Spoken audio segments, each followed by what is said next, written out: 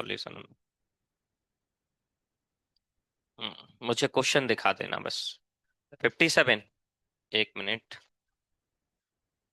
x minus a x plus b upon x minus one, x square minus a x plus b upon x minus one, limit x tends to one equal to 7 दे रखा है।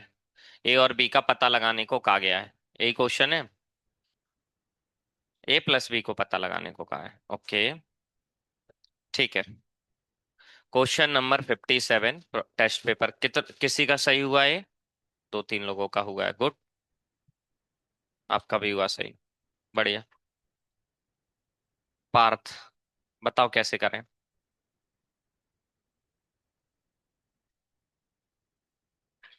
Question सामने लिखा है।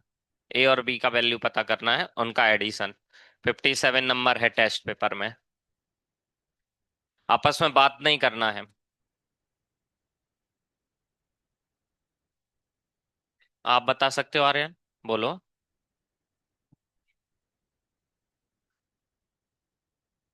हाँ सही है, perfect. Yes. फिर 7 पुट करना, यस करेक्ट है। तो क्या करना है भाई, एक्स की जगह 1 पुट कर रहा हूं तो डिनोमिनेटर 0 आ रहा है। आ रहा है। और सामने आंसर फाइनाइट दे रखा है, इसका मतलब एक्स की जगह 1 पुट करने पे न्यूमरेटर भी 0 आना चाहिए, तब तो फाइनाइट आंसर पॉसिबल है। लिमिट के क्वेश्चन में आंसर तभी निकलते हैं जब वो 0 अपॉन 0, इनफाइनाइट अपॉन इनफाइनाइट, मतलब फाइनाइट आंसर तभी निकलते हैं ना। अकेला डिनोमिनेटर 0 होता है। एक केस आया था हमारे क्वेश्चन में ऐसा, जिसमें केवल अकेला डिनोमिनेटर 0 हो रहा था, तो उसका आंसर था लिमिट डज नॉट एग्जिस्ट। ऐसा एक क्वेश्चन आया था हमारे क्वेश्चंस में, जिसमें डिनोमिनेटर अकेला 0 हो रहा था। लेकिन या तो पहले ही दे रखा है कि आंसर फाइनाइट और 7 है। ठीक है। इट मींस कि डिनोमिनेटर और न्यूमरेटर दोनों ही 0 होना चाहिए, तभी पॉसिबल है फाइनाइट आंसर आना। ठीक है। इस लॉजिक का उपयोग करते हुए x की जगह इसमें 1 रखते हैं और इक्वल टू 0 कर देते हैं। ठीक है। तो यहाँ 1 रखोगे तो 1, यहाँ रखोगे तो -a plus b equal to क्या आना चाहिए? 0 आना चाहिए। ठीक है। ये क्यों 0 आना चाहिए? क्योंकि x इक्वल टू 1 पे डिनोमिनेटर है, तो x इक्वल टू 1 पे न्यूमरेटर भी 0 होना चाहिए, तभी फाइनाइट आंसर पॉसिबल है। ए और बी में एक इक्वेशन बन गई, 1 को इस साइड ले जाओ, -a plus b equal to -1, ये हो गई इक्वेशन 1। ठीक है। अब लिमिट निकाल के देखते हैं। तो लिमिट निकालने के लिए भाई मेरे पास एक ही ऑप्शन था। जब इस तरीके का कुछ लिखा है पॉलिनोमियल, तो न्यूमरेटर डिनोमिनेटर दोनों फैक्टराइज कर लूं मैं। ठीक है। दोनों फैक्टराइज कर लूं। वैसे एक आसान और तरीका भी था, पहले मैं ये बता रहा हूँ इस तरीके का तरीका। लेकिन आपके सामने एक तरीका और आसान था इस क्वेश्चन को करने का, पहले मैं ये बता दूं फिर वो बताता हूँ। ठीक है। तो भाई लिमिट पुट करके इसको फैक्टराइज करना पड़ेगा, क्योंकि x-1 जब तक कैंसिल आउट नहीं हो जाता तब तक मैं लिमिट नहीं निकाल पाऊंगा। क्लियर है? अब यहाँ नंबर हो तब तो मैं फैक्टराइज कर पाऊं, नंबर ही नहीं है तो फैक्टराइज तो नहीं कर सकते। देन क्या ऑप्शन बचा? डिफरेंशिएशन। 0 अपॉन 0 हम पहले ही मान चुके हैं, तो डिफरेंशिएशन ऑप्शन बचा है मेरे पास। सो न्यूमरेटर का डिफरेंशिएशन किया तो 2x, सॉरी 2x, -ax का डिफरेंशिएशन -a, b का डिफरेंशिएशन 0, x का डिफरेंशिएशन 1, 1 का डिफरेंशिएशन 0, इक्वल टू x की जगह लिमिट लिखना भूल गए, देखिए limit x tends to 1, answer दिया हुआ है 7। x की जगह 1 पुट कर दो, आंसर 7 आना चाहिए। सो 1 यहाँ पुट किया तो 2 इंटू 1 मतलब 2, -a इक्वल टू 7। 2 इधर ले जाओ तो -a equal to 5, a equal to -5, a equal to -5 यहाँ रख दीजिए। तो ये बन जाएगा, इसको वैल्यू को यहाँ पुट कर रहा हूं मैं, इधर रिवर्स पुट, इक्वेशन 1 में पुट कर रहा हूं इसे। सो -5 हो जाएगा +5 plus b equal to -1। So b equal to -6 आ रहा है। कुछ कैलकुलेशन मिस्टेक की क्या, या यही आंसर है? यही आंसर है, तो इन दोनों का सम पूछा है शायद। सो -11 सम आएगा फिर तो, यदि यही आंसर है तो -11 सही है। ठीक है। ओके। अच्छा, आपके पास तो सीधे उसके ऑप्शन दिए होंगे सम के। हाँ, तो ऑप्शन से नहीं निकाल सकते थे, यही एक तरीका है। मैंने सोचा ए और बी ऑप्शंस में दिए हुए हैं, फिर आप यदि ऑप्शन में ए और बी दिए होते तो आप ऑप्शंस को पुट करके भी चेक कर सकते थे, किसको पुट करने पे आंसर 7 आ रहा है, खत्म हो जाता उसके बाद। ठीक है। ऑप्शन में जैसे नंबर दिए होते आपको -5 -6, तो वहां पुट करके देख लेते, बस उसके बाद जिससे आंसर 7 आ रहा है भाई सही है, खत्म। वैसे कर सकते थे, लेकिन थोड़ा आगे स्टेप पे दिमाग लगा के क्वेश्चन पूछा है। ठीक है। ये था क्वेश्चन नंबर 57। ए और बी का सम पूछा है तो दोनों का सम आ जाएगा -11। कोई और क्वेश्चन किसी को पूछना है? बोलो। 66, जरा 66 इस तक पहुंचो। लिखा है π/2 पे 1 - 10 x/2 1 + 10 x/2 1 - sin x -2x whole cube लिखा है ना। ठीक है। 1 - 10 x/2 अपॉन 1 + 10 x/2 को लिख देते हैं 10 π/4 -x/2। हम्म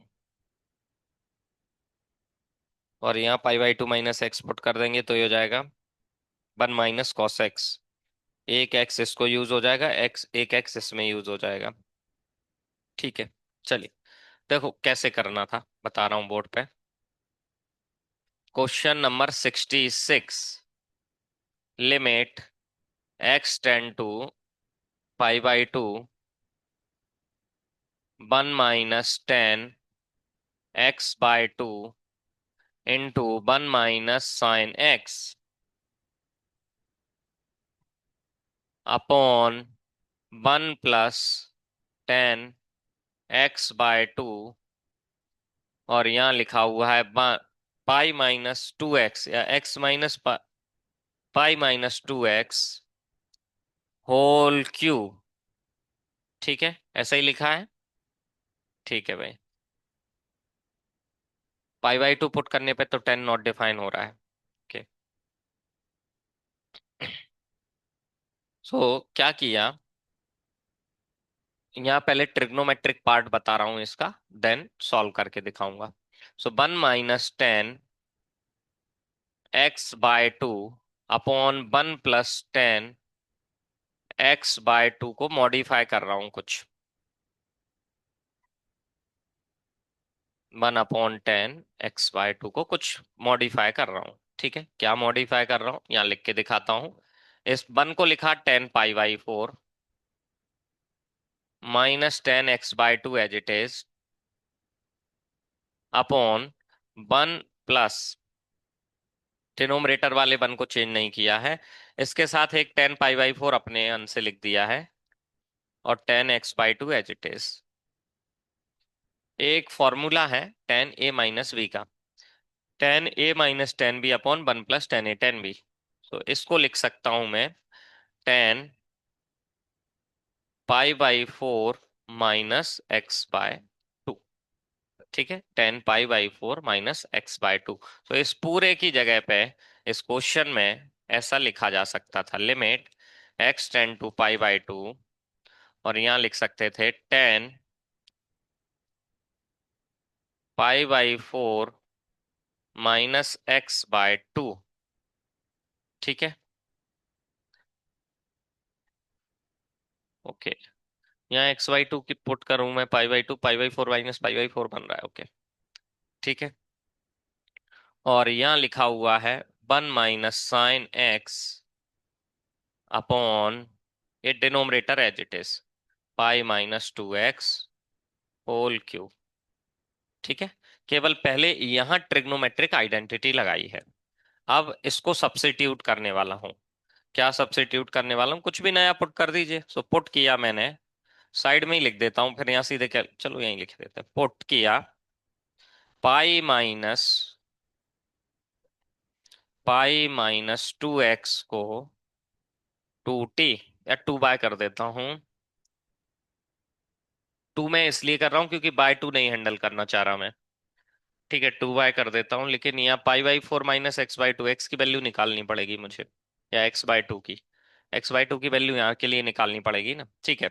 तो क्या किया मैंने, इसमें से 1/2 कॉमन ले लूं तो ऐसा बन जाएगा, ये π/2 -x/2 -x ऐसा बन जाएगा ना, तो जल्दी सब्स्टिट्यूशन कर पाएंगे, बाकी कुछ नहीं। ठीक है। इसको लिख लिया मैंने 2 बाय के बराबर। ठीक है, इसको लिखा 2 बाय के बराबर। 2 बाय इधर ले आए, 2x इधर ले आए, तो पाई/2 -2 बाय इक्वल टू 2x। ठीक है, इस 2 को डिवाइड में ले आए तो ये हो जाएगा पाई/2 minus by equal to x। ठीक है, अब यहाँ x/2 की वैल्यू पुट करनी है मुझे, तो एक काम करता हूं इसमें ही, ये जो यहाँ लिखा था, क्योंकि मुझे यहाँ पे भी तो सब्स्टिट्यूशन करना पड़ेगा ना, ये वैल्यू मैच करानी है यहाँ तो। ठीक है, x की जगह पे तो ये वैल्यू यहाँ पुट करूंगा ही, इसकी जगह पे 2 बाय पुट करूंगा, लेकिन यहाँ पे भी तो कुछ का सब्स्टिट्यूशन जरूरत पड़ेगी ना। तो यहाँ से वो सब्स्टिट्यूशन बनाने के लिए मैंने 4 का डिवाइड कर दिया, बिल्कुल ऐसे ही बन जाएगा ये। देखो, यहाँ 4 का डिवाइड करूंगा तो पाई/4, यहाँ 4 का डिवाइड करूंगा तो -x/2, और यहाँ 4 का डिवाइड करूंगा तो बाय/2 बन जाएगा। सो यहाँ सीधे बाय/2 लिख दूंगा, इससे एडवांटेज है, कैलकुलेटिव एडवांटेज है। ठीक है ना, बस सब्स्टिट्यूशन कर डालिए सारे। Limit by tends to zero आएगा, वो भी चेक कर लो कैसे। यहाँ पाई/2 पुट करोगे, 2 से 2 कट जाएगा, pi minus pi zero, so 2 by equal to zero, तो बाय इक्वल टू जीरो। ठीक है, यहाँ पाई/2 पुट करोगे x की जगह पे, 2 से 2 कटेगा, पाई माइनस पाई जीरो, तो बाय की लिमिट जीरो आ गई। ठीक है, यहाँ रख रहा हूं 10, थोड़ा इसको जगह शिफ्ट कर लूं मैं।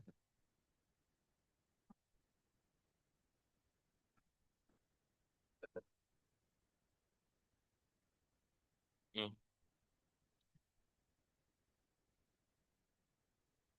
इसको लिखा 10 बाय/2, यहां से लिख दिया सीधे बाय/2। ठीक है, इसको लिख दिया 1 - साइन। एक्स की जगह क्या लिखूंगा, ये लिखा हुआ है, एक्स की जगह क्या लिखना है, पाई/2 माइनस बाय अपॉन, यहां इसकी जगह लिखना है 2 बाय होल क्यूब। ठीक है, बस अब तो आपको ओपन करना है, सीधे फॉर्मूले की सिचुएशन बन गई है आपकी। इसको इधर लिख देता हूं मैं,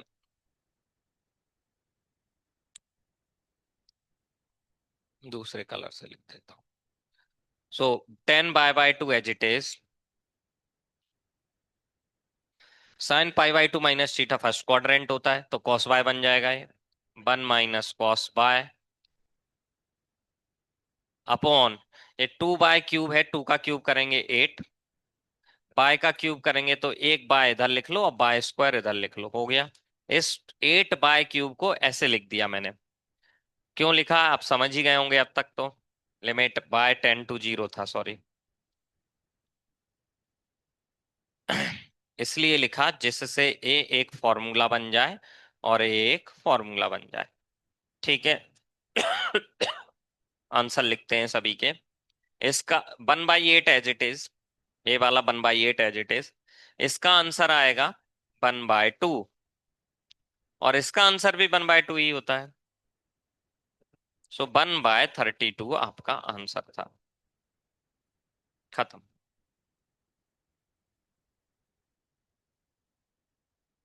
सो इसमें ट्रिग्नोमेट्री का ये पार्ट थोड़ा अलग यूज करवा लिया था, बाकी तो ऐसी ट्रिग्नोमेट्री आपने इस तरीके के तमाम क्वेश्चंस में यूज की हुई है। जो भी ट्रिग्नोमेट्री के क्वेश्चन आए हैं उनमें यही ट्रिग्नोमेट्री तो लगानी पड़ती है बार बार। बस इस वाले हिस्से में आपने कुछ एक्स्ट्रा ट्रिग्नोमेट्री यूज की है, नो डाउट। ये ट्रिग्नोमेट्री जितने हमने क्वेश्चन किए थे उनमें इसका उपयोग नहीं आया था। बाकी ये वाला जो पार्ट किया है ये तो हर क्वेश्चन में ही करना पड़ता है ट्रिग्नोमेट्री के। और डिफरेंशिएशन से करोगे तो बहुत लेंदी है, क्योंकि प्रोडक्ट रूल भी लगेगा, और 3 बार डिफरेंशिएशन लगेगा, तब जाके सॉल्व हो पाएगा। क्योंकि डिनोमिनेटर में इसका होल क्यूब है, एडजस्ट ही नहीं हो पाएगा, होल क्यूब है, तो डिफरेंशिएशन से नहीं होने वाले क्वेश्चंस में से ट्रिग्नोमेट्री ही हैंडल करके देखना पड़ेगा आपको। सो पहले स्टेप पे इसको लिखा है इस वाली आइडेंटिटी से ऐसा, उसके बाद केवल सब्स्टिट्यूशन किया, बस ये जो लिखा था इसको केवल ऐसा लिखने के बाद सीधे सब्स्टिट्यूशन वाला उपयोग किया है। जहां जो सब्स्टिट्यूट करने की जरूरत है वो सब्स्टिट्यूट कर डाला। और सब्स्टिट्यूशन का भी सीधा सीधा टारगेट हमें पता होता है वैसे तो हमेशा ही। कैसे पता होता है, जनरली ये डिनोमिनेटर में ही लिखते हैं, हालांकि इसको न्यूमरेटर में लिखो या डिनोमिनेटर में, जिस टर्म की वजह से कोई जीरो हो रहा है, मतलब यहाँ पाई/2 पुट करने की वजह से डिनोमिनेटर जीरो हो रहा है, और हमने जो फॉर्मूले पढ़ रखे हैं वो क्या, limit by tends to x tends to zero के लिए पढ़ रखे हैं। तो अब ये सी बात है, इसको बाय या एक्स या टी कुछ पुट करना चाहिए नया, क्योंकि इसकी वजह से डिनोमिनेटर जीरो हो रहा है। अब इसको पुट करा, तो इसके अकॉर्डिंग न्यूमरेटर में जो जो चेंजेस करने हैं उसको करिए, अपने आप फॉर्मूले वाली सिचुएशन बनती है। आप कोई भी ट्रिग्नोमेट्री का क्वेश्चन उठा के देख लीजिए अपनी लिमिट में से, ऐसा ही हर क्वेश्चन में किया गया है, ऑलमोस्ट हर क्वेश्चन में जिनमें सब्स्टिट्यूशन की जरूरत पड़ी है। 7.5 एक्सरसाइज के लास्ट के 5-6 क्वेश्चन में सब में यही मेथड लगाना है पूरे में। ठीक है, कोई और क्वेश्चन किसी को पूछना है? 65 इसी से जस्ट पहले वाला मतलब। बच्चे एक बार इसे ओपन करना।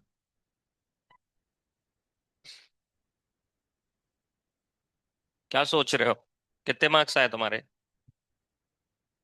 तो पढ़ते लिखते कुछ हो नहीं, ना कुछ लिख रहे हो ना पढ़ रहे हो, मार्क्स आए 20। क्या सोच रहे हो? हम्म। ठीक है, कितने मार्क्स आए? ढंग से पढ़ाई करो, इतना कठिन भी नहीं था पेपर। हालांकि मार्क्स बेकार नहीं, लेकिन और अच्छे हो सकते हैं।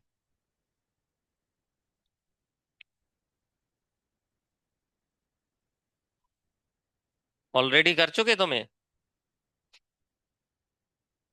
किया? उसमें सॉल्व कर लिया? एक और सॉल्व कर लिया ये क्वेश्चन? तो फिर क्या सोच रहे हो, एनालिसिस किया इसका मतलब ये थोड़ी ना है कि तुमको सब आ गया। दोबारा एक क्वेश्चन करने को दे दूं, कर दोगे? तो फिर क्या सोच रहे हो भाई, सॉल्व करो फिर। जब ये पता है कि दोबारा भी नहीं हो पाएगा हमसे, तुम्हें इतना भरोसा होता तो भी मैं क्या देता, चलो ठीक है भाई, कोई बात नहीं। भाई विजुअल मेमोरी है क्या, एक बार जो देख लिया सब याद हो जाता है? एफर्ट डालने के नाम पे जीरो, फिर कहते मार्क्स नहीं आते। कहाँ से आएंगे भाई मार्क्स? मैं सोच रहा हूँ आप खुद कुछ करते होंगे, खुद एफर्ट नहीं डाल रहे, टीचर कह रहा है तो भी नहीं डाल रहे। 65 में क्या लिखा था? Sine of pi cos square x x square. Pi कुछ आंसर होगा, माइनस पाई पाई टाइप का कुछ। पाई आंसर है, ओके। पाई या माइनस पाई जो भी है, ठीक है। सो कॉस स्क्वायर एक्स को one minus sign square x लिखने की जरूरत है बस। न्यूमरेटर में जो कॉस स्क्वायर एक्स है उसे one minus sign square x लिखो। उसके बाद तो फॉर्मूले वाली सिचुएशन बन जाएगी, जो a sine x upon x cos x upon x वाली सिचुएशन बन जाएगी। उससे भी होगा डेफिनेटली। मैं तो डिफरेंशिएशन से बचा रहा हूं बस, इसलिए मैंने किया कि तो डिफरेंशिएशन से मैं बचाने का प्रयास कर रहा हूं इसलिए बस। बाकी डिफरेंशिएशन से तो कोई भी क्वेश्चन होता है, बस जितना ट्रिकी क्वेश्चन होगा उतना कठिन डिफरेंशिएशन होगा, दिक्कत ये है डिफरेंशिएशन के साथ। ठीक है, क्वेश्चन नंबर 65 में न्यूमरेटर वाले कॉस स्क्वायर एक्स को one minus sign square x लिखो, ये जल्दी हो जाएगा, 2-3 स्टेप में ही हो जाएगा। बताता हूं कैसे। देखो 65 नंबर क्वेश्चन में लिखा है लिमिट एक्स टेन टू, कितना लिमिट है, zero. Zero sine of pi cos square x upon x square, okay. इसकी लिमिट निकालनी है। अब इसको लिखना क्यों है भाई, डायरेक्ट पुट करने पे भी तो ये कॉस जीरो बन होता है, साइन पाई और अपॉन जीरो बन रहा है। ठीक है, साइन पाई भी जीरो होता है, जीरो अपॉन जीरो बन रहा था। तो लिखने की जरूरत इसलिए, जब मैंने आपको ये फॉर्मूला पढ़ाया है साइन एक्स अपॉन एक्स, ये जो फॉर्मूला पढ़ाया है, ये फॉर्मूले में 2-3 बार आपको ये बात समझाइए क्या कंडीशन है इसकी। या तो ऐसे याद रखो कि यहाँ पे लिखा हुआ एक्स, यहाँ पे एक्स लिखा हुआ एक्स सेम होना चाहिए। नहीं तो इससे अच्छा आसान तरीका है कि एफ ऑफ ए की वैल्यू यदि जीरो है, then limit x tends to a, f sine of f of a ना sine of f of x upon f of x लिखाओ, तभी ये वैलिड फॉर्मूला है, तब भी आंसर बन ही होता है। ठीक है, दोनों केस में आंसर 1 होता है। लेकिन यहाँ जो फंक्शन लिखा है वो यहाँ नहीं लिखा है एक तो। ठीक है, दो अलग अलग फंक्शन लिखे हैं, तो हमारा टास्क क्या हो जाएगा भाई, मैं cos square x upon x, cos square x का मल्टीप्लाई कर लूं, तो उसके साथ इस डिनोमिनेटर को ले लूं, कॉस अपॉन एक्स स्क्वायर ले लूं, तो वो तो न्यूमरेटर अपॉन नॉन जीरो हो जाएगा, डिनोमिनेटर जीरो हो जाएगा। दूसरी बात, इसमें जो ए टर्म लिखा हुआ है ये तो जीरो नहीं बन रहा है ना, इस साइन को भूल जाओ, केवल इसके अंदर जीरो पुट करके देखो, इस साइन को भूल जाओ, इसके अंदर जीरो पुट करके देखो, ये जीरो नहीं है, नहीं है ना जीरो, साइन की वजह से जीरो है। और मैं कह रहा हूं इस फंक्शन में भी इस ए को पुट करने पे जीरो आना चाहिए, तो साइन में कन्वर्ट ही इसीलिए करना है क्योंकि साइन जीरो होता है जीरो पे, इसलिए कन्वर्ट करेंगे और बैलेंस आउट भी आसानी से हो जाएगा। तो पहला टास्क ये था, इस कॉस की जगह साइन लेके आना पड़ेगा। So limit x tends to zero, sine pi as it is, अच्छा पाई बार लिख लो इसको, कॉस एक्स को लिख लो ऐसे, या डायरेक्टली लिख देता हूं, पाई माइनस पाई साइन स्क्वायर एक्स बन जाएगा ये डायरेक्टली। मैंने किया क्या है यहाँ पे ये भी बता देता हूँ, कॉस स्क्वायर एक्स को 1 - sin स्क्वायर एक्स लिखा है, लेकिन उसमें क्या है भाई, पाई का मल्टीप्लिकेशन है। सो पाई का मल्टीप्लिकेशन 1 के साथ होगा पाई, पाई का मल्टीप्लिकेशन साइन स्क्वायर के साथ होगा pi sine square x, okay, upon x square, limit x tends to zero.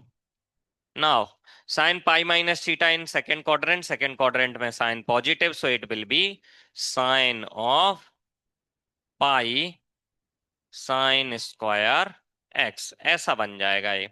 इसका एडवांटेज क्या हुआ है, एडवांटेज ये हुआ है कि अब एक्स की जगह जीरो पुट करने पे ये भी जीरो है, ये एडवांटेज है।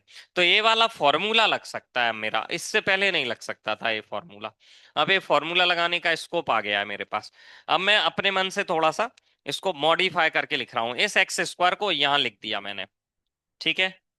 और अब क्या किया, इसके अपॉन में भी sign square x into pi लिख लिया, और pi into sine square x यहां भी लिख लिया, ठीक है। क्यों किया ऐसा, अब इस फॉर्मूले का उपयोग इस क्वेश्चन में किया जा सकता है।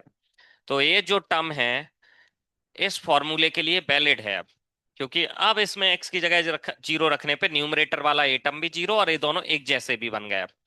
और यहाँ पे भी यही फॉर्मूला जो यहाँ लिखा हुआ है वो लगने को वैलिड है, ठीक है। सो बस एक ही पाई बच रहा है, बाकी सब तो बन है, वो एक जो पाई बीच में छूट गया है जिसमें फॉर्मूला नहीं लग रहा वही आंसर है, ठीक है। बाकी सब तो बन आ रहे हैं ना आंसर, तो यही अकेला पाई बचा है आंसर के लिए, बाकी सब तो बन है, ये भी बन है और ये भी बन है, ठीक है। वन का स्क्वायर भी वन ही होता है वैसे, ठीक है। सो आंसर है पाई 22/7 अप्रोक्सीमेटली। पाई दिया ये ऑप्शन, वैसे भी आपको तो अप्रोक्सीमेट करने की जरूरत ही नहीं थी।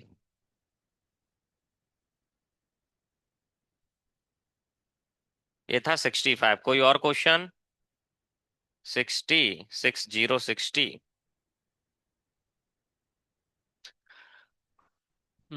कौन सा है 60, 5 raise to x, 5 raise to x minus ना 3 - x - 30, बिल्कुल ऐसा ही क्वेश्चन एक क्लास में करवाया है, बिल्कुल इसका ही भाई बंधु, उसमें बस 3 की पावर x था ये क्वेश्चन, आपकी बुक में जो था, यही क्वेश्चन आपकी बुक में, RS अग्रवाल बुक में भी है, और मैंने क्लास में करवाया है, ठीक है। थोड़ा मेहनत करनी पड़ेगी इसको भी हैंडल करने के लिए, देखने में पावर वाले क्वेश्चन जैसा लगता है लेकिन एक्चुअली में अलजेब्रा है। x टेन टू 2 लिखा है ना, तो x टेन टू 2 हो जाएगा 25 + 5, 30 - 30 जीरो, 2 यहाँ रखेंगे तो 5 - 2 यहाँ रखेंगे, 5 - 5 0/0 तो बन रहा है, ठीक है। क्वेश्चन नंबर 60 बोर्ड पे बता रहा हूँ भाई।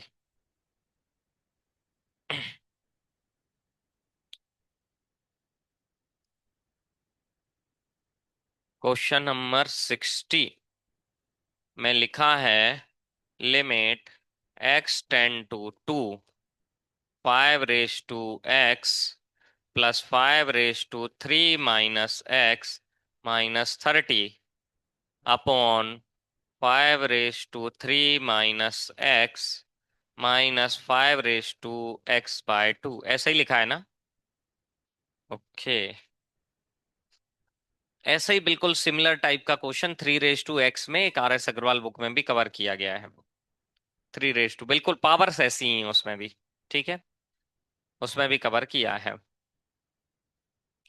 ज्यादा अच्छा तो ये है कि 5 रेज टू एक्स को सब्स्टिट्यूट कर लो, सीधे पॉलिनोमियल्स वाले क्वेश्चन में कन्वर्ट हो जाएगा। 5 रेज टू एक्स को सब्स्टिट्यूट कर लो, बहुत अच्छा, मतलब आसानी से पॉलिनोमियल्स के लिए सॉल्व कन्वर्ट हो जाएगा। लेकिन ये है कि स्क्वायर रूट आएगा यहाँ पे, उस तो 5 रेज टू किसी वेरिएबल का, 5 रेज टू एक्स को किसी वेरिएबल का स्क्वायर पुट कर लो। तो पहले एक मॉडिफिकेशन कर देता हूँ इसको लिखने के तरीके में। तो पहला स्टेप तो इसको लिखने का तरीका थोड़ा बदल देता हूँ।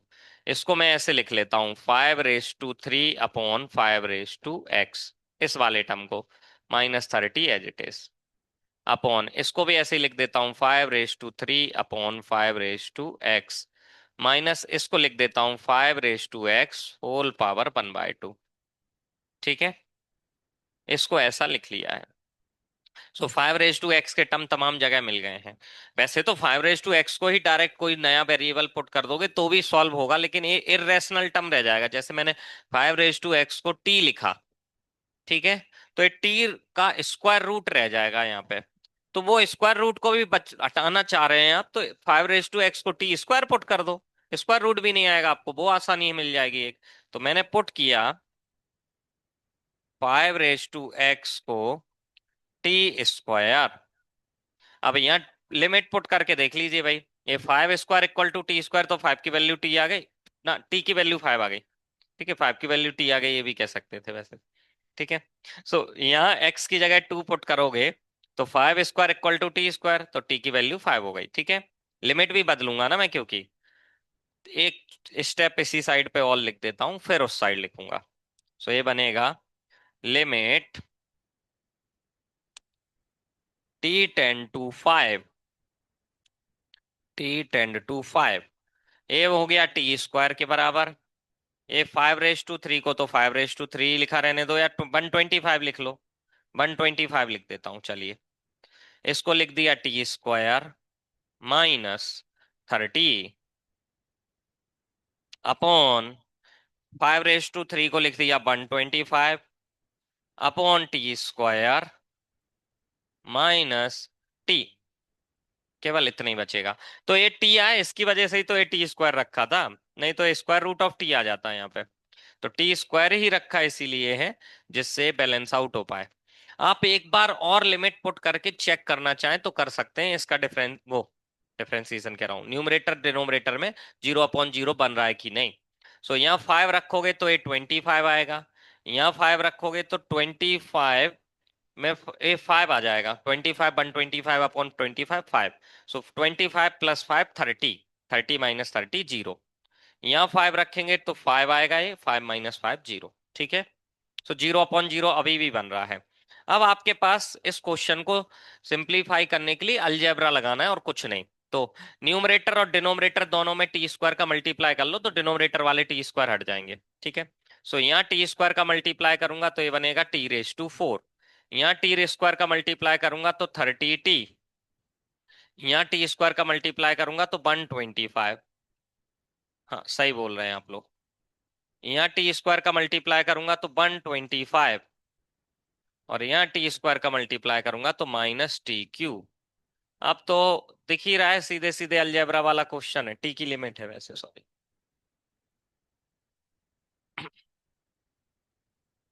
ठीक है, लेकिन अलजेब्रा वाला क्वेश्चन वाकई डिफरेंशिएशन से आसान पड़ता है। तो अब आपके पास डिफरेंशिएशन का भी रास्ता खुला हुआ है, क्योंकि पहले ही पता था 0/0 बन रहा है वो तो यहां से डिफरेंशिएशन भी आपके लिए आसान है।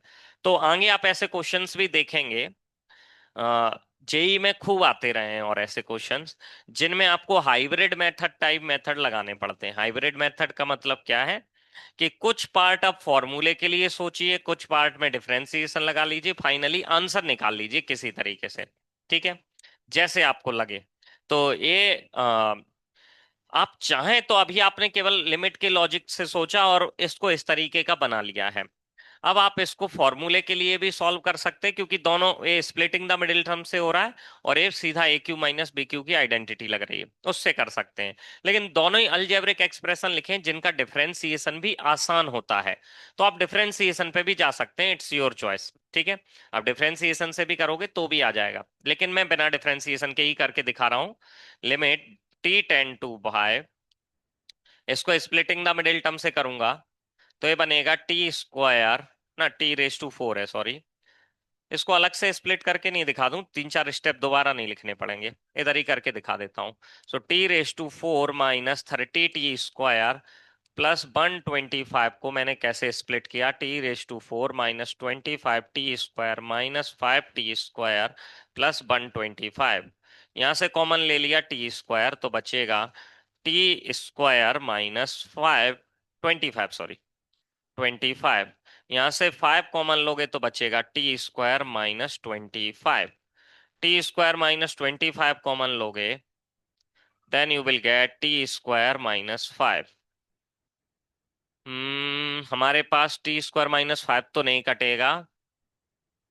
क्या कटने वाला है, यहाँ टी माइनस 5 का टर्म बनेगा ना, तो इसको और स्प्लिट कर लो, इसे स्प्लिट करो T minus 5 into T plus 5 में, और इसे ऐसे ही रहने दो टी स्क्वायर माइनस 5। इसको तो कट करने की जरूरत नहीं है, 5 पुट करने पे वैसे भी जीरो नहीं बन रहा है। टी माइनस 5 का टर्म कटना चाहिए ना, जिससे वो जीरो ना बने भाई। और डिनोमिनेट, ये तो न्यूमरेटर का हो गया भाई मामला, ये तो न्यूमरेटर को सॉल्व किया। डिनोमिनेटर के भी लिए यहीं लिख देता हूँ, 125 को लिखूंगा 5 क्यूब और टी क्यूब, ऐसे लिख लूंगा। ठीक है, ए क्यू माइनस बी क्यू की आइडेंटिटी लगा देते हैं, सो ये बन जाएगा 5 - टी, ए क्यू माइनस बी क्यू होता है ए माइनस बी, ए स्क्वायर मतलब 25 प्लस ए बी मतलब 5t प्लस बी स्क्वायर मतलब टी स्क्वायर, बस हो गया। सो इसको यहाँ पर कट करा दीजिए, तो न्यूमरेटर बना मेरा t - 5, ए बना t+5 और टी स्क्वायर माइनस 5। डिनोमिनेटर मेरा बना है t-5 नहीं बना, 5 - टी बना है भाई, 5 - टी, और एक बना है 25 plus 5t plus T square. बस अब तो उड़ाने की जरूरत है, इसको इससे उड़ाया -1 टाइम। ठीक है, अरे ये उल्टा लिखा है ना एक दूसरे का, तो -1 टाइम उड़ा दिया इसको। ठीक है, जैसे 3 को -3 से कैंसिल करें तो -1 बचता है, वैसा ही लिखा है एक जगह। बाकी सब में तो सीधे लिमिट पुट करनी है, आपका आंसर आ जाएगा। सो लिमिट पुट कर दी मैंने, ये -1 एज इट इज, यहाँ पुट करोगे तो 5 + 5 10, यहाँ पुट करोगे तो 5 स्क्वायर 25 माइनस 5 20 अपॉन 25 + 25 + 25 75 लिख दूं डायरेक्ट। ठीक है, या फिर 75 को 25 में जैसे भी करना चाहो। ये लिखा है 200/75, दोनों 25 से कैंसिल होते हैं, 200 होता है -/3, सही है भाई, -8/3 आंसर आ रहा है। सो ये देखने में ये ऐसा दिया था, लेकिन ये एक्चुअली में पॉलिनोमियल्स वाले क्वेश्चंस के हिसाब से डील करना था।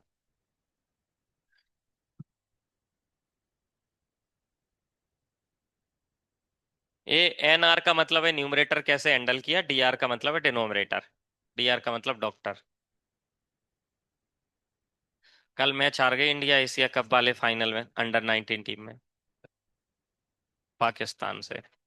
कुछ कुछ वैसे ही हुआ है जैसे 2070 चैंपियंस ट्रॉफी फाइनल में हुआ था।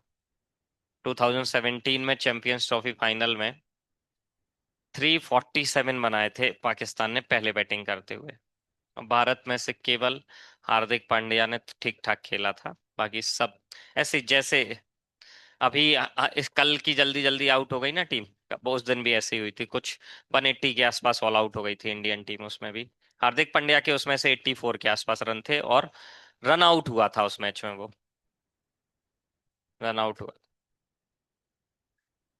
क्या? हाँ जडेजा भी अच्छा खेला, तो जडेजा के साथ खेलते हुए ही रन आउट हुआ था वो, रविंद्र जडेजा। सो हार्दिक पांड्या भी ठीक ठाक पुराना प्लेयर हो गया है, 8 साल 2017 को ही हो गई है चैंपियंस ट्रॉफी फाइनल में। हाँ आ गई ना। आ गई। यशस्वी जायसवाल को भी नहीं लिया, सुमन गिल को भी नहीं लिया। एक और किसी को बाहर किया है, जितेश शर्मा को।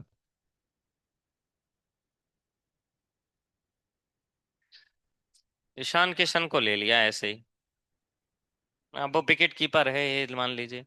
लेकिन यशस्वी जायसवाल जिस फॉर्म में था उसको लेना चाहिए था। बहुत भयंकर खेला। हालांकि ये जो अभी जो चल रही है, सैयद मुश्ताक अली ट्रॉफी करके एक ट्रॉफी होती है इंडिया में, उसमें ईशान किशन ने बहुत भयंकर बैटिंग, बहुत अच्छा खेला है उसमें वो। उसमें बहुत अच्छा खेला है वो, इसलिए शायद। ये तो नहीं याद है मुझे। कौन?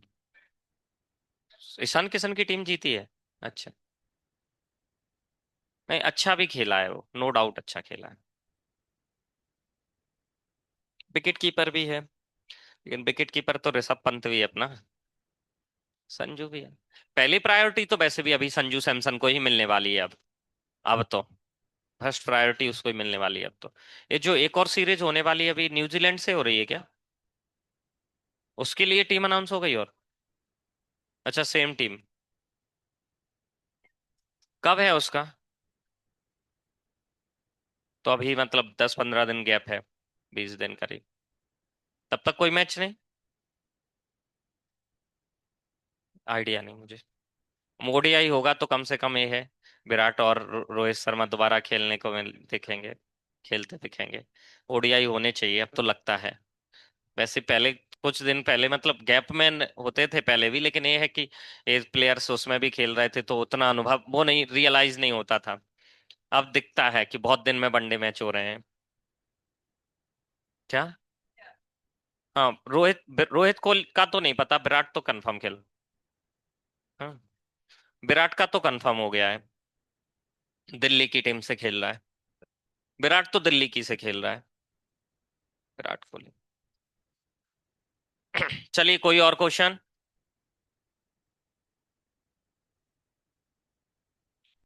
68 ना? 68 में लिखा है 1 + tan x/(1 + sin x cosec x) power में है। ईवी जैसा कुछ आंसर आना चाहिए। 1 आ रहा है आंसर, सी दिया है आंसर, 1 है मतलब। चलो देखते हैं कैसे किया है। Limit x → 0 1 + tan x/(1 + sin x) whole power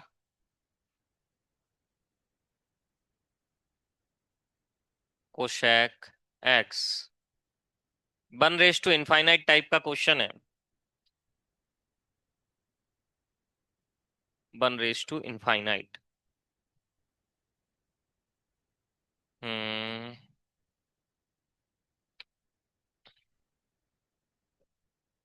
sine x वाला टर्म तो कट रहा है, कोसेक एक्स थोड़ा सा दिक्कत करेगा। देखो, 1 + tan x को तो मैं बस sign x upon cos x लिख के 1 + sin x से 1 + sin x कैंसिल कर लूंगा, लेकिन कॉस का क्या करेंगे? दिक्कत वो है। कॉस तो बचेगा। अच्छा, कॉस 0 नॉट डिफाइन नहीं होता, अच्छी बात ये है। देखो कुछ ऐसा लिख लेते हैं, मैं पहले उसमें बाद में एडिट करूंगा, उधर बाद में लिखूंगा। 1 + tan x जो लिखा हुआ है उसको लिखेंगे 1 + sin x upon cos x, numerator को ऐसे लिखेंगे उसको। ठीक है। कॉस एक्स नहीं कट रहा है, कॉस एक्स एलसीएम हो जाएगा ना, कैंसिल आउट नहीं हो रहा है। वैसे तो एक लॉजिक से देखा जाए, नहीं कट रहा है। मैं सोच रहा था साइन 1 + sin x कट जाएगा, लेकिन कॉस एक्स है ना डिनोमिनेटर में, नहीं कट रहा है। क्या किया जाए? एक इस तरीके का फॉर्मूला पड़ा था, वो फॉर्मूला था 1 + एक्स होल पावर 1/x, ऐसे ही था। इसका आंसर होता था ई। ठीक है, सो E/E बना रहा है। अरे न्यूमरेटर डिनोमिनेटर दोनों का आंसर ई आ रहा है, देखो कैसे समझाता हूँ। Limit x → 0 1 + tan x whole power, इसको लिख लिया 1/sin x। और इसको लिखा 1 + sin x whole power 1/sin x। So वैसे तो लॉजिकल तरीका तो ये होता है कि यहाँ पे लिखा हुआ फंक्शन जीरो को अप्रोच करना चाहिए, तो कर रहा है, साइन जीरो जीरो होता है, और दोनों एक जैसे होना चाहिए, तो दोनों एक जैसे हैं, लेकिन यहाँ गड़बड़ है। बिहेवियर तो एक जैसा ही है हालांकि, लेकिन डायरेक्ट ही मान लो तो आंसर है, लेकिन तो फिर लॉग का सहारा लेना पड़ेगा। और कोई तरीका 10x को कैसे sin x में sin x/cos x लिख के करें? डिनोमिनेटर के cos x का क्या करेंगे फिर? करेंगे, कुछ तो करेंगे। नहीं, 10x को जैसे मैं sin x/cos x लिख लूं, बट cos x जो रहेगा उसका क्या करेंगे? बात वो है दिक्कत। और एलसीएम लेंगे तो भी कुछ नहीं बन रहा है। डायरेक्ट ही मान लो, छोड़ो। ऐसे मान लो 10x और sin x एक जैसे हैं, ठीक है? नहीं मानोगे? मान तो एक तरीके से करवा सकते हैं, देखो। साइन कैसे किया जाए, इसको समझाया कैसे जाए? वैसे आंसर तो ठीक है, दिख रहा है, इसका आंसर भी ई, इसका आंसर भी ई, E/E1। आंसर तो वैसे ही आ रहा है। बस मैं ये चाह रहा हूं कि वो 10x और sin x के साथ सिमिलरिटी कैसे दिखाई जाए। दिखा सकते थे, देखो ऐसे। अब आ गया लॉजिक। इस न्यूमरेटर के साथ इस न्यूमरेटर के साथ एक cos x का प्रोडक्ट किया पावर में ही, और एक और मतलब cos x/cos x 1 power apply कर दी अपने मन से ही। ठीक है? इस न्यूमरेटर पे अपने मन से एक पावर cos x/cos x, ये आप कह लो 1 अप्लाई कर दी, ठीक है? क्लियर है? बहुत बढ़िया। अब देखिए क्या होता है, एक डिनोमिनेटर का आंसर डायरेक्ट ही लिख दूं अब। इसके साथ तो ये फॉर्मूला लगा सकते हैं ना। मैंने ये फॉर्मूला इस तरीके से भी पढ़ाया था जब पढ़ाया था। 1 + f(x) होल पावर 1/f(x) का आंसर भी ई होता है limit x tends to zero पे। लेकिन इसकी कंडीशन क्या थी इस फॉर्मूले की? जब f(x) में, अच्छा ए लिखा हो यहाँ पे, चलो। मैंने तो ए के टर्म में भी पढ़ाया है। लेकिन f(a) जीरो होना चाहिए, तो इसका आंसर ई होता है, मैंने ऐसे भी बताया है, ठीक है? तो इसके साथ जब एक कॉस अंदर आएगा, ये वाला, तो cos/sin न्यूमरेटर में cot, डिनोमिनेटर में tan, तो बस वही तो चाहिए था मुझे। तो ये limit one x tends to zero, ये बन जाएगा 1 + tan x। और एक कॉस न्यूमरेटर वाला अंदर शिफ्ट करेंगे तो 1/tan x यहाँ बन जाएगा। और बाहर जो पावर लगी हुई है 1/cos x, उसको कुछ करने की जरूरत ही नहीं है, वो रहने दो, यहाँ फॉर्मूला लगा देंगे ना हम तो। और अपॉन में तो इसको ई लिख ही सकते हो आप, ई लिख दिया इसको, ठीक है? अब यहाँ फॉर्मूला लगाओ तो ए भी ई है और ए वन है। cos जीरो वन होता है ना, क्योंकि। सो ए आंसर भी ई है और ए भी ई ही है, आंसर वन है। तो पहले ही कह रहा था साइन और टेन का बिहेवियर तो एक जैसा ही है। बस लेकिन ठीक है, दिखाने के लिए लॉजिक लगाना था बस, कि ये दिखाना है कि यहाँ पे लिखा हुआ और यहाँ पे लिखा हुआ सेम टू सेम है, तो ये दिखाने के लिए लॉजिक लगा दिया भाई। बाकी तो पहले ही समझ में आ तो रहा ही था। मतलब इसी स्टेप से समझ जाना चाहिए था इसको, 1/cos लिखते ही ना, 1/sin लिखते ही 1 + tan x की होल पावर 1/sin x भी ई आएगा, 1 + sin x whole power 1/sin x भी ई ही आएगा। E/E1। ठीक है? ये फॉर्मूले भी बता दिए मैंने साइड में कौन से लगाए हैं। कौन सा नंबर क्वेश्चन था ये? 68 था।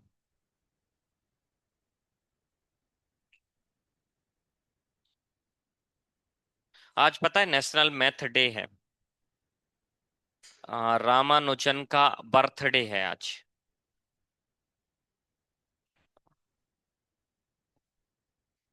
एक वो है मैथमेटिशियन इंडिया के, कुछ 32-33 ईयर्स तक ही वो रहे हैं, लेकिन उतने में ही उनने इतने कमाल कर दिए मैथमेटिक्स में कि अब तक नहीं झेल पा रहे हैं उनको।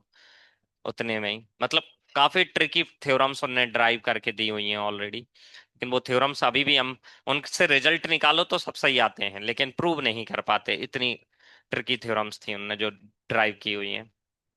कैलकुलस की थ्योरम्स है सारे। ठीक है?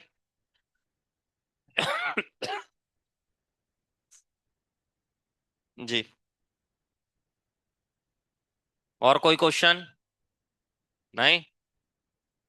बस खत्म? कितने मार्क्स आए आपके? आप ठीक है, अगली बार अच्छे आएंगे। ठीक है, देखते हैं। आपने दिया था टेस्ट, मार्क्स आए कुछ? 21? 4? ठीक है, बढ़िया है। क्योंकि इससे पीछे तो बहुत सारे लोग हैं, इस हिसाब से देखा जाए तो बहुत अच्छे मार्क्स हैं। 73? स्क्रॉल करो जरा ऐसे 73 तक। 73 बिल्कुल वैसे ही करना है जैसे पहले स्टार्ट किया था, जैसे वैसे ही करना है। नहीं नहीं, कुछ और लॉजिक भी लगा सकते हैं साथ साथ में, लेकिन सबसे अच्छा तरीका तो ये है, ऑप्शन पुट करके देख लो, ऑप्शन यही सही आ रहा होगा, और बी सही होगा, सॉरी। तो दूसरे नंबर तक जाना पड़ेगा आपको पुट करके। चलो बता रहा हूँ, 73 बता देता हूँ। लॉजिकल अंडरस्टैंडिंग क्या हो सकती थी उस क्वेश्चन को करने की, वो भी बता देता हूँ। यस। आज आपको 4 बजे के अंदर छोड़ा था हॉस्टल के लिए, ठीक है? तो आज अंकल दोनों दिन आप हॉस्टल पर जाएंगे। हॉस्टल में दरवाजा खोल करके पूरे रात के 10 बजे तक सेल्फ स्टडी करना है। 10 बजे तक सेल्फ स्टडी करना है, दरवाजा खोल के रेड करके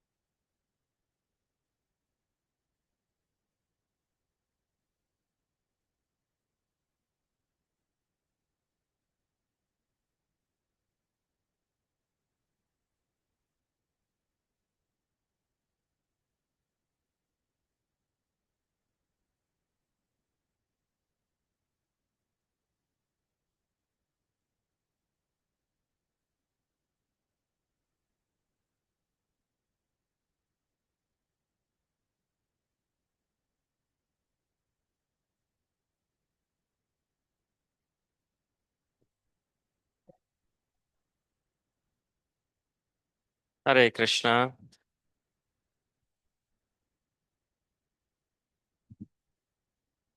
आप हॉस्टलर हैं?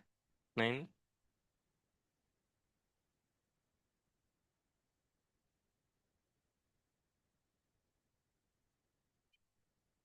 बढ़िया है। क्वेश्चन दिखाओ 73 number. Limit x, question number 73 कर लेते हैं, चलिए बस हो गया। Limit x tends to infinity. आप लोगों के हिसिंग साउंड से डर लग रहा है भाई, कुछ याद आ जाता है। X square plus x plus one upon x plus one minus a x minus b equal to 4 दिया है। बस आपस में बात मत करो। इस क्वेश्चन में भी ए और बी का पता लगाना था, ठीक है? क्वेश्चन सीधा सा था, ए और बी का। यस सर, बताइए।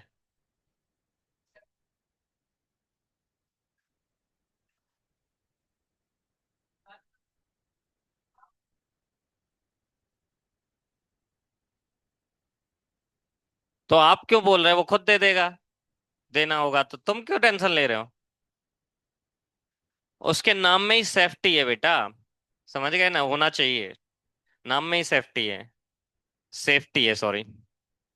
नाम में ही सेफ्टी है। अपनी सेफ्टी के लिए होना चाहिए।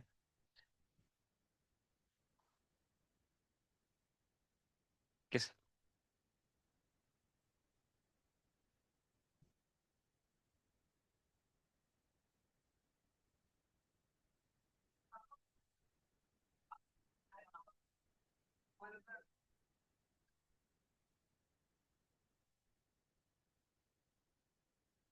सेफ्टी पिन से मुझे लेकिन कुछ और याद आया। बचपन में कंपास नाम का एक कंपास बॉक्स में एक वो होता था।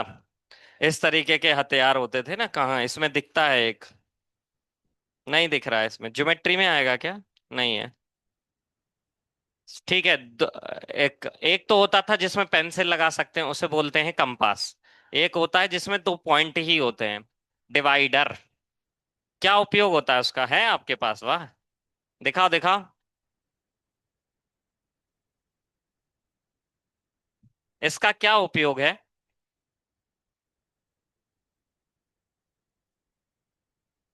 क्या है? क्या करने के लिए? मार-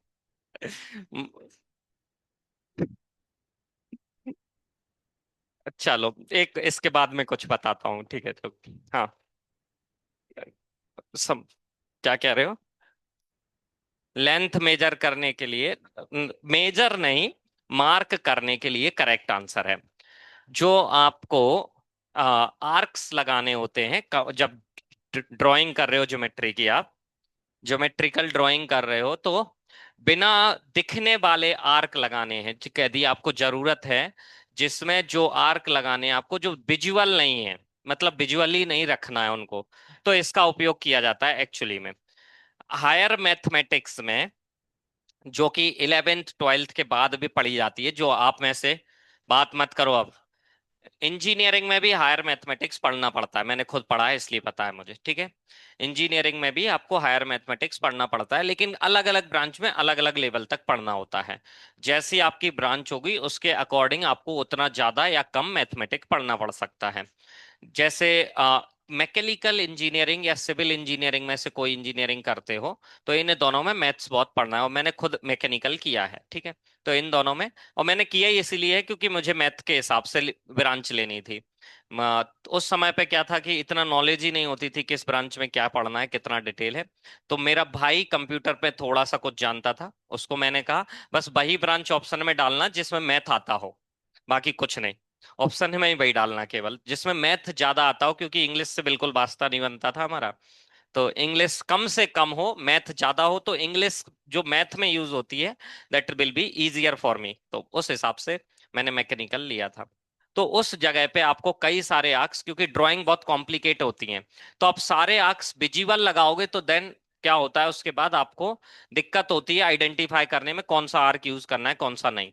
तो इसका उपयोग किया जाता है उसमें, इसको बोलते हैं डिवाइडर। और एक बच्चे ने बताया इसको मारने के लिए उपयोग कर सकते हैं। तो कोई भी हथियार जो आपके पास है, बात तो सही है, उसका उपयोग सेफ्टी होता है ना कि मारना, ठीक है ना। डिफेंस होता है। कोई कंट्री भी कोई हथियार बना रही है या कोई किसी के पास अपने पास हथियार रखता है, तो पर्पज उसका मारना नहीं, डिफेंस होता है, ठीक है ना। नहीं, हथियार दिखाना ही काफी होता है सामने वाले को बेटा। लेकिन ये बात भी सही है, ये सही में एक उपयोगी हथियार है, जरूरत पड़े तो मैं तो कहूंगा भरपूर उपयोग करिए। ठीक है। अपने दोस्तों पे नहीं, मैंने ये कहा जरूरत पड़े तो भरपूर उपयोग करिए, ठीक है ना। चलिए, अब क्वेश्चन कर लेते हैं।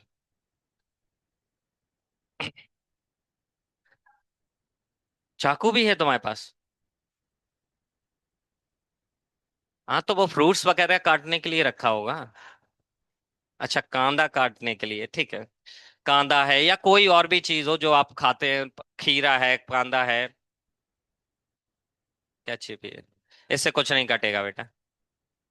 क्या? लेकिन कांदा काटने के लिए तुम्हें चाकू की जरूरत पड़ती है? क्या जरूरत है? इतने बढ़िया दांत दिए हैं भगवान ने, कैनाइन एनाइन जो भी है।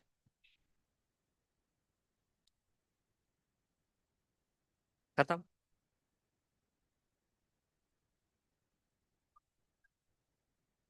हाँ, वो डिजाइन नहीं आता फिर, है ना, फ्लावर की तरह फट जाता है। बढ़िया, वोल्केनो की तरह फट जाता है डायरेक्ट फोड़ने में। सही है भाई, डिजाइनदार खाना चाहिए। सही है, वाइब चाहिए। पढ़ाई में लाओ थोड़ा सा। सही में खतरनाक लॉजिक है बेटा तुम्हारे। मैथ कर लेते हैं चलिए। हाँ, बस एक क्वेश्चन हो जान दो कम से कम। पेपर का डिस्कशन आज पूरा हो जाएगा, कल से आगे पढ़ पाएंगे जिससे, ठीक है। कल से डिफरेंशिएशन का एप्लीकेशन देखेंगे लिमिट में, मतलब डिफरेंशिएशन पॉइंट से सिखाऊंगा लिमिट्स। चलिए ध्यान से समझ लीजिए इस क्वेश्चन में। बस अब बात मत करो। मैं x की जगह इनफाइनाइट पुट कर रहा हूं, तो ये इनफाइनाइट अपॉन इनफाइनाइट बन रहा है, ये भी इनफाइनाइट। तो कुछ अलग अजीब सी सिचुएशन बन रही है, तो पहले एलसीएम ले लेते हैं। सो ये लिखा x square plus x plus one, minus a x का प्रोडक्ट इसके साथ होगा minus a x square minus a x, minus b का प्रोडक्ट होगा minus b x minus b, upon x plus one, limit x tends to infinity. Answer दे रखा है 4। अब इनफाइनाइट पुट कर रहे हैं, तो इनफाइनाइट अपॉन इनफाइनाइट सिचुएशन बन रही है, ठीक है। तो इनफाइनाइट अपॉन इनफाइनाइट सिचुएशन में आंसर फाइनाइट आने के लिए कंडीशन बताई थी, वो क्या थी? न्यूमरेटर डिनोमिनेटर दोनों की डिग्री सेम होनी चाहिए। बताया था ये। न्यूमरेटर डिनोमिनेटर की डिग्री सेम मतलब मैक्सिमम पावर सेम होगी, तभी आंसर फाइनाइट आने का चांस है, जीरो के अलावा। जीरो तो डिनोमिनेटर की डिग्री ज्यादा हो तब भी आ सकता है, ठीक है, तब भी आ सकता है जीरो तो। जीरो के अलावा कोई और फाइनाइट नंबर आंसर आ रहा है, तो वो तभी पॉसिबल है जब न्यूमरेटर डिनोमिनेटर दोनों की डिग्री सेम हो। तो क्या अभी डिग्री सेम है दोनों की? यहाँ एक्स स्क्वायर है, यहाँ एक्स है, तो एक्स स्क्वायर का टर्म यहाँ से इलिमिनेट होना चाहिए, तभी इन दोनों की डिग्री सेम हो पाएगी। तो एक ही वैल्यू होनी चाहिए 1। क्यों होनी चाहिए 1? जैसे ही एक ही जगह 1 आएगा, एक्स स्क्वायर से एक्स स्क्वायर कट जाएगा, तो एक्स स्क्वायर का टर्म एलिमिनेट हो जाएगा। सो एक ही वैल्यू पता चल गई 1। अब एक ही वैल्यू इसी स्टेप पे पता चल गई, इसको उपयोग कर लो इस क्वेश्चन में, तो ये बन जाएगा limit x tends to infinity x square plus one minus x square minus x minus b x minus b upon x plus one. So यहाँ कुछ टर्म कैंसिल आउट हो रहे हैं, एक्स स्क्वायर से एक्स, ऐसे दोनों कैंसिल हो गए, ठीक है। जो भी बचा उनमें से एक्स कॉमन ले लो, डिनोमिनेटर से भी और न्यूमरेटर से भी, तो एक्स कट जाएगा, डिनोमिनेटर में एक्स बचेंगे, आपका आंसर आ जाएगा। ए की वैल्यू तो ये आई चुकी है, बी की और आ जाएगी। तो यहां से एक्स कॉमन लोगे न्यूमरेटर से, तो बचेगा, यहाँ बचेगा माइनस का बी, यहाँ बचेगा 1/x, यहाँ बचेगा माइनस बी अपॉन एक्स। थोड़ा सा इसको फॉन्ट साइज छोटा करके लिख देता हूँ। डिनोमिनेटर से भी x कॉमन लिया तो बचेगा 1/1 plus x, limit x tends to infinity. और इसका आंसर गिवन है मुझे 4, ठीक है। इस x से इस x को उड़ा दीजिए। x, बात मत करो बेटा। x की जगह इनफाइनाइट पुट किया तो यहां बच रहा है minus b, zero, zero, one. So minus b अकेला बच रहा है न्यूमरेटर में, डिनोमिनेटर में 1, सामने बच रहा है 4। सो बी की वैल्यू दिख रही है -4। ए आ चुका है 1, बी आया -4, खत्म। कोई और क्वेश्चन? थोड़ा पढ़ाई करो तब तो क्वेश्चन आएगा। No study no confusion. इससे पहले की एक लाइन और है, more study more confusion, no study no confusion, ठीक है। आइडियलिस्टिक सिचुएशन होती है, आप यदि पढ़ाई कर रहे हैं तो कंफ्यूजन जरूर आएगा। दो टाइप के लोगों को डाउट नहीं आते हैं। आप दोनों ही टाइप में से एक ही टाइप में लाइव करेंगे, मैं बता देता हूं कौन सा है।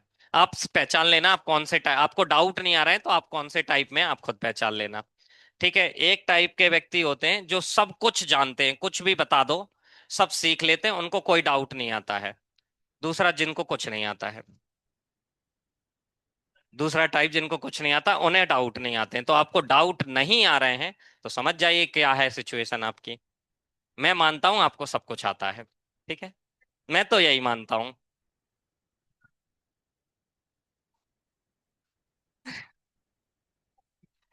ठीक है। कुछ और पूछना है तो पूछ लो, नहीं तो कल पढ़ेंगे, अब थोड़ा सा समय बचा है, कल ही पढ़ेंगे नया।